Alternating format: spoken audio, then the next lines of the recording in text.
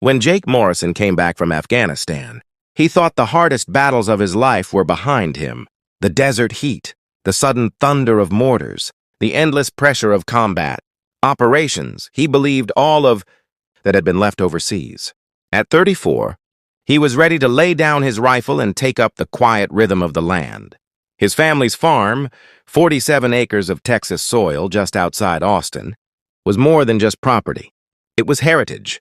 His grandfather had bought it in 1955, carved a life out of stubborn earth, and left behind a legacy rooted in hard work and water. The dam his family had built, with the Army Corps of Engineers in 1978, was not just a piece of infrastructure, it was a symbol. It managed the flow of Willow Creek, sustained crops in dry years, and even helped neighbors when drought rolled across central Texas. Jake imagined peace when he thought of home. He imagined mornings of golden sunlight filtering through pecan trees, evenings with the sound of frogs and crickets echoing near the creek. But the home he returned to was unrecognizable. As he turned down the familiar dirt road, dust swirling behind his truck, he didn't see peace. He saw chaos. Bulldozers rested like predators on flattened soil. Bright orange survey stakes punctured fields where cattle once grazed. And rising above it all were wooden skeletons of luxury homes, their sharp edges cutting into the horizon where nature used to rule. Jake slammed the brakes and stared in disbelief. It wasn't possible. This was his land, his grandfather's land, and yet strangers had claimed it, carving driveways, erecting fences, pouring foundations as if his legacy had been erased overnight. The Willowbrook Estates Homeowners Association had arrived while he was gone. They hadn't just crept onto the edge of his property, they had invaded it, building beyond their designated boundaries, treating his soil as theirs. But worse than the houses, worse than the invasion of wood and steel was the water. Willow Creek, the artery that fed his dam, had been diverted. The stream bed that had carried water for decades was now cracked and dry. His dam, once full and steady, stood like a hollow monument, robbed of purpose. Without water, the balance of the land collapsed. Wildlife disappeared. The soil hardened. Neighbors downstream, who had long relied on the regulated flow, found themselves parched. It was theft, not just of land, but of life itself. When Jake started asking questions, he discovered the mastermind, Margaret Maggie Thornwell, president of the HOA. Maggie wasn't just a neighborhood busybody. She was power. Married to Rick Thornwell, a city councilman with deep ties in real estate development, she understood how to pull strings in silence. While Jake was overseas, zoning maps had been redrawn. His land, once classified agricultural, was reclassified as residential. On paper, it was a technical adjustment. In practice, it opened the door for developers to pour millions into land that didn't belong to them.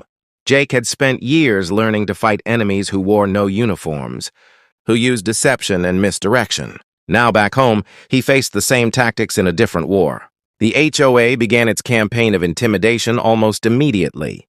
Inspectors appeared at his doorstep with citations for grass height, fence condition, and noise violations, charges that made no sense on rural land outside. HOA jurisdiction. Patrol cars rolled slowly past his property at night, pausing with headlights aimed like searchlights at his windows. He received anonymous letters accusing him of neglect, of being a danger to the community. Then came the most vicious tactic, a wellness check. Police officers showed up, claiming they had reports of an unstable veteran making threats. They questioned him about his mental health, his ability to live alone, his potential for violence. Jake recognized the tactic for what it was: psychological warfare designed to paint him as dangerous, to destroy his credibility before he could fight back. But Jake wasn't one to fold. The Army Corps had trained him to think in systems, to see the big picture while managing the smallest details. He turned that mindset onto his new battlefield.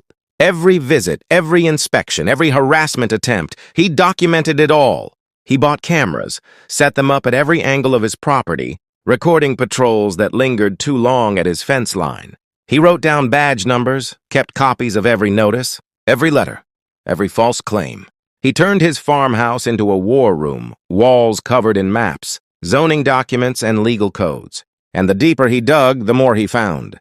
Buried in county records was a deed from 1923, a water rights grant that gave his family senior claim over the Willow Creek watershed. In Texas, water law was older than many cities, and senior rights carried extraordinary weight.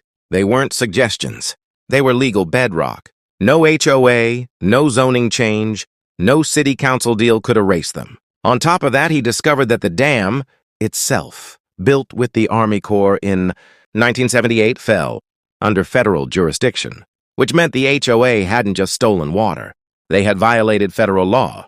The discovery fueled him, but it also deepened the danger. Maggie Thornwell was relentless. Her network of allies in city government turned every one of Jake's legal filings into a slog of delays and denials. Court dates were pushed. Complaints were dismissed. Permits were lost. In local newspapers, stories began to appear, editorials suggesting Jake was an obstacle to progress. Quotes from neighbors painting him as hostile, unstable, dangerous. The narrative was being rewritten in real time, and Jake was the villain. In the lonely nights, staring at case files and creek maps under the yellow light of his kitchen lamp, doubt gnawed at him. He had fought insurgents overseas, but at least there he had comrades by his side. Here he was alone, or so he thought. Then came the knock on his door. A neighbor, a farmer downstream, hat in hand, eyes tired. His fields had dried since the creek was diverted. His crops were dying. And he wasn't the only one. More neighbors came forward, their livelihood strangled by the HOA's theft of water. They had been silent, intimidated, unsure what to do. But Jake's fight gave them hope. He was the one man standing up to Maggie, and they wanted to stand with him. That solidarity reignited Jake's resolve. He wasn't just fighting for his land. He was fighting for an entire community that had been crushed by greed. He reached out to old contacts, calling in favors from his Army Corps days. An EPA enforcement officer he once knew confirmed his suspicions. The creek diversion was not only immoral, but also a violation of environmental law. That contact connected him with Amanda Cross, a young environmental lawyer with fire in her voice and steel in her will. She worked pro bono, taking on cases that others wouldn't touch. And she saw in Jake's evidence a chance to expose something bigger than a land dispute. With Amanda's guidance, Jake doubled down on precision. He installed monitoring devices along the creek bed, tracking flow rates with military accuracy. He gathered aerial photos, showing the original creek's path and the artificial diversion. Cut by the HOA, he documented erosion patterns, destruction of wildlife habitats, even fraudulent insurance claims filed by the development. Piece by piece, he built a case so solid that no smear campaign could erase it. Maggie, sensing the walls closing in, escalated her tactics. Private security trucks idled near Jake's property. Headlights on, engines rumbling late into the night. He found evidence of tampering near his dam, bolts loosened, signs of sabotage. Each incident went into his files, each threat transformed into ammunition. The harassment was supposed to break him. Instead, it strengthened him. And then came the storm, not yet in the sky, but on the horizon. Meteorologists predicted heavy rains that season, rains that would test every water system in central Texas. At the same time, Amanda's filings had succeeded. Federal inspections were scheduled. It was fate aligning, an opportunity too precise to ignore. Jake knew what it meant. If he could prepare his dam, if he could document the natural flow of the creek under heavy rainfall, the truth would be undeniable.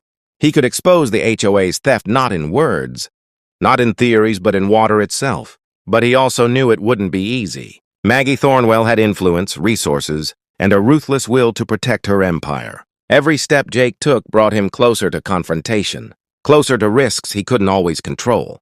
Yet he was ready.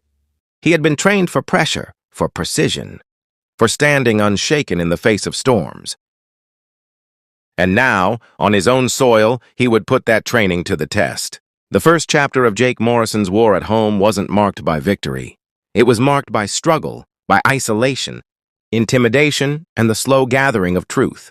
He had been painted as unstable, harassed by authorities, sabotaged by enemies who called themselves neighbors. But he had also uncovered the power of history, the strength of law, and the beginnings of a community that refused to surrender. As the clouds thickened and the air grew heavy with the promise of rain, Jake stood ready, not as a victim, not even as a soldier anymore, but as a guardian of land, of water, of legacy. His fight had only just begun, and the floodgates of truth were waiting to be opened.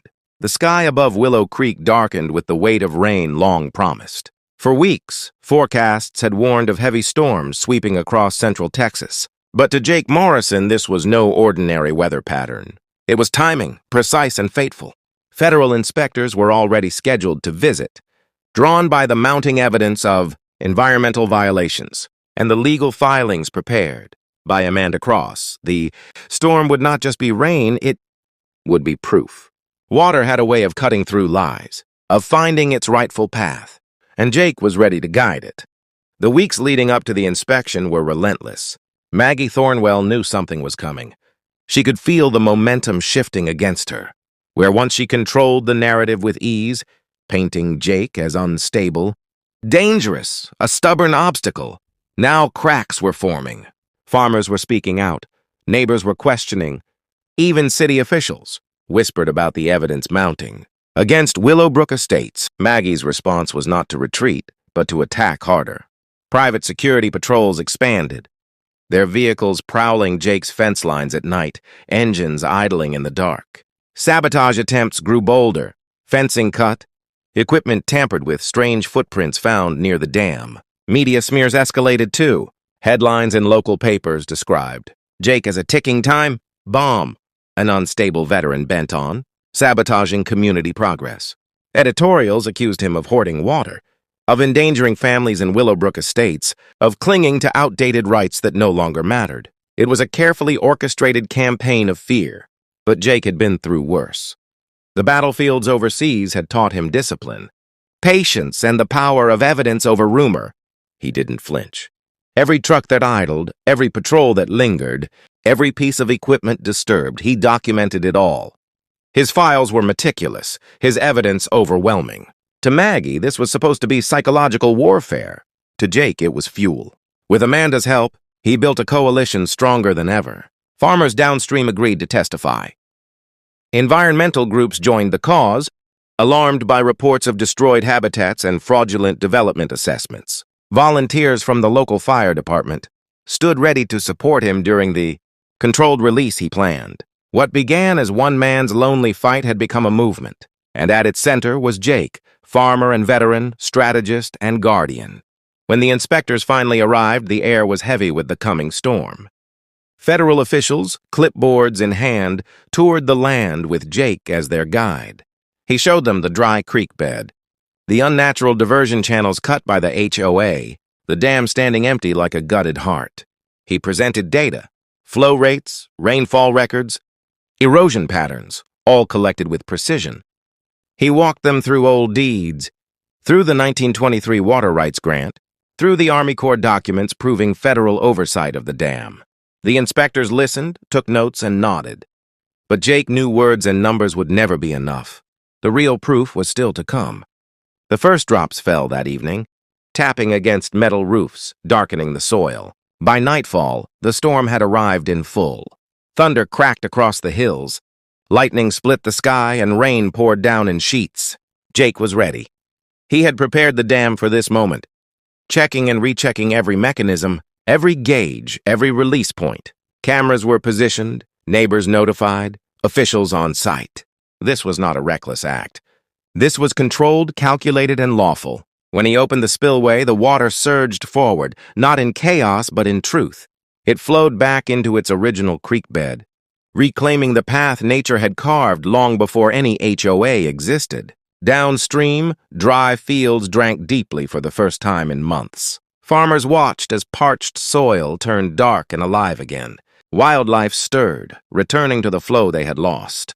And the inspectors witnessed it all. The undeniable evidence of theft, the restoration of balance, the clear violation by the HOA's diversion. The spectacle was impossible to spin. Maggie Thornwell tried. She called reporters, framing the event as an act of terrorism, a dangerous stunt by a rogue veteran endangering families. She accused Jake of unleashing chaos, of threatening lives with unstable behavior. But the evidence was too strong, the timing too precise, the witnesses too many. Federal agents had seen the creek's rightful flow with their own eyes. Farmers testified to the months of drought caused by diversion. Environmental experts confirmed the damage, and Maggie's claims crumbled under the weight of truth. As investigations deepened, Maggie's empire unraveled. Records revealed fraudulent environmental assessments submitted to secure development loans. Insurance claims tied to false reports of natural water shifts came to light. Evidence of collusion between city officials and the HOA surfaced, and Maggie's own history of similar violations in Houston was exposed. What had once seemed like an untouchable force of suburban power now looked like a criminal conspiracy. The fallout was swift. Federal agencies pursued charges of environmental fraud, conspiracy, and property rights violations. The HOA faced $8.7 million in civil penalties. The construction company behind the luxury homes paid $12 million in EPA fines. Rick Thornwell, Maggie's husband, was indicted on federal corruption charges. Facing overwhelming evidence, he pled guilty and was sentenced to prison. And the HOA itself dissolved. Its board stripped of power, its reputation in ruins. For Jake, the legal victories were only part of the story. The real triumph was the renewal of his land and community. The creek flowed freely again, restoring ecosystems that had withered under the HOA's greed. Wildlife returned. Farmers saw their crops thrive. The dam, once dry and purposeless, regained its role as guardian of balance. The community, once divided and intimidated, came together in celebration and unity. Out of the ashes of conflict, something new emerged, a community association dedicated not to profit, but to stewardship. Willow Creek became more than a restored waterway. It became a symbol.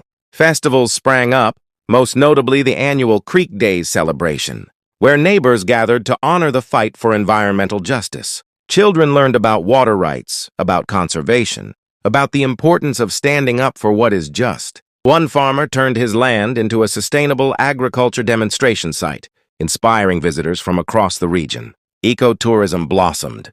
Families hiked along the creek, watched herons return, and felt pride in protecting what had almost been lost. And Jake, once smeared as unstable and dangerous, was recognized as a hero. Universities invited him to speak about water management. Organizations sought his expertise, valuing his unique combination of military engineering, legal knowledge, and grassroots organizing. With Amanda Cross, he helped establish scholarships for rural students, studying water and environmental law, ensuring that the next generation would be equipped to defend resources as fiercely as he had. The fight changed him, but it never hardened him. When asked why he endured the harassment, the smears, the sabotage, Jake always gave the same answer. It was never about vengeance. It was about legacy. His grandfather's legacy, his community's survival, the simple truth that water and justice must never be stolen. He had faced an empire of greed and corruption, and he had won not through violence, but through persistence, knowledge, and solidarity. The story of Willow Creek spread beyond Texas. Across the nation, communities facing similar battles against developers and HOAs found inspiration in Jake's fight. Lawsuits were filed. Water rights were defended. Citizens began to see that power, even when entrenched in politics and money, could be challenged when ordinary people stood united with evidence and courage. Jake became a consultant, guiding others in their struggles, but he never abandoned his farm. The land was his anchor, his home, his reminder of why the fight had mattered in the first place. In the end, Maggie Thornwell faded into the shadows, her empire destroyed, her reputation shattered. But Jake's name endured, spoken with respect not just as a veteran, but as a defender of land, water, and justice. His fight was a modern David versus Goliath tale, a reminder that integrity, when armed with truth and community, could topple corruption no matter how powerful. As the sun set on Willow Creek, its waters glimmering once more, Jake often stood by the dam, listening to the steady flow that had returned. He thought of his grandfather, of the generations that had come before, of the generations yet to come, and he knew the battle had never truly been about him. It was about them, about protecting a promise written into the soil, a legacy that could not be stolen. For in the end, water always finds its way home, and justice, when pursued with courage and perseverance, does too.